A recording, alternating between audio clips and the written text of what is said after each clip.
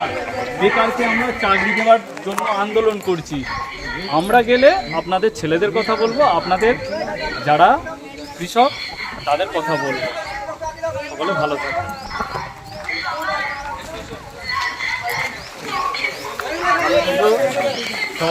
ঠিক আছে, কিউট দাদা, তুমি কিউট। তৃণমূল প্রার্থীর ওপর হামলা চরম নিন্দা করলেন সিপিআইএম প্রার্থী। দোষীদের গ্রেপ্তারের দাবি জানালেন তিনি। সোমবার আরামবাগের মাধবপুর পঞ্চায়েত এলাকায় প্রচারে যান আরামবাগ লোকসভা কেন্দ্রের সিপিআইএম প্রার্থী বিপ্লব মৈত্র।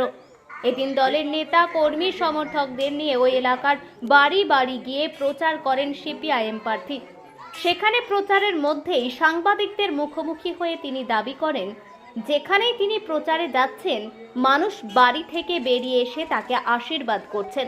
এবারের নির্বাচনে তিনিই জয়ী হবেন এমনটাই দাবি করার পাশাপাশি রবিবার খানাকুলের মোস্তাফাপুরে তৃণমূল প্রার্থী মিতালি বাগের ওপর হওয়া হামলার চরম নিন্দা করেন তিনি। বিপ্লব বাবু বলেন, মানুষ তার গণতন্ত্র ভোট বক্সে প্রয়োগ করবেন। সেখানে প্রচারে গিয়ে একজন প্রার্থীর গাড়ি ভাঙচুর চরম নিন্দার বিষয়। সাথে তিনি দোষীদের গ্রেপ্তারের দাবি করেন। তিনি এ বিষয়ে ঠিক কি বলছেন শোনাবো।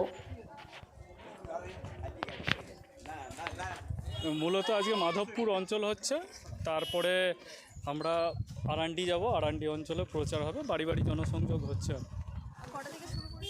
শুরু 8:30 থেকে শুরু হয়েছে, শেষ 12:30টার সময় হবে। মানুষের কাছে যাওয়া হচ্ছে, যতখানি তারা আবেগ যারা আমাদেরকে জড়িয়ে ধরছে তাতে বোঝা যাচ্ছে যে এবার আমরা এই লোকসভার আসন জিততে চলেছি। কালকে খানাকুলে তৃণমূল প্রার্থীর গাড়ি ভাঙচুর হয়েছে, এই বিষয়ে একটু বলবেন। চরম নিন্দাজনক যে কোনো প্রার্থীর ওপরে। এটা তো গণতান্ত্রিক প্রক্রিয়া নয় যে গণতন্ত্র মানুষ ভোট বাক্সে প্রয়োগ করবে। প্রার্থীর গাড়ির ওপরে ভাঙচুর করা, আমি তো এটাকে নিন্দা জানাচ্ছি। তবে যারা করেছে তাদের গ্রেপ্তার করতে হবে। আগে যারা তৃণমূল ছিল, এখন পরে তারা বিজেপি করছে, সেই তারাই আজ এই ঘটনা ঘটিয়েছে। যতজন এই ঘটনা ঘটিয়েছে তাদেরকে প্রথমত গ্রেপ্তার করতেই হবে। এই বিষয়ে কি নিরাপত্তার অভাবে কি এরকম ঘটনা বারবার ঘটেছে? এই ঘটনা ওরা আগেও ঘটিয়েছে, পঞ্চায়েত ভোটের সময়ও তো ওরা ঘটিয়েছিল। মূলত ওদের কাজ হচ্ছে এই ধরনের করা। এটা হচ্ছে এক ধরনের দুষ্কৃতি রাজ কায়েম করার চেষ্টা করছে।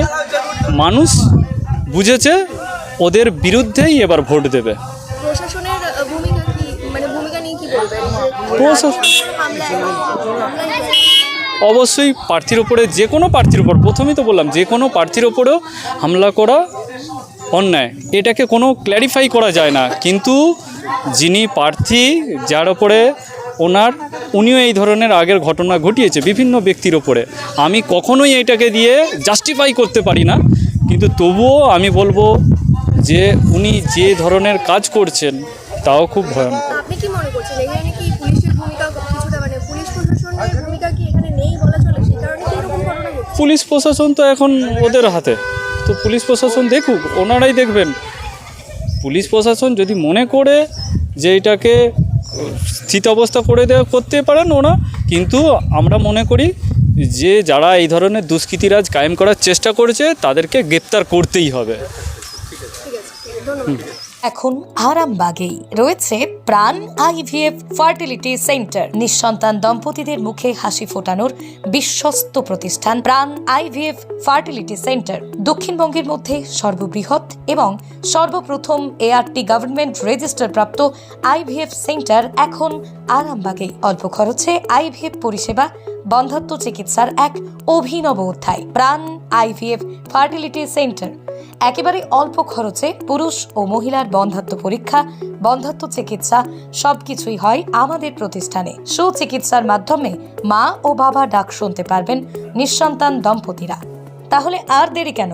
আজই যোগাযোগ করুন প্রাণ আইভিএফ ফার্টিলিটি সেন্টারে। ঠিকানা বসন্তপুর, আমতলা, 2 নম্বর রেলগেট, আরামবাগ, হুগলি।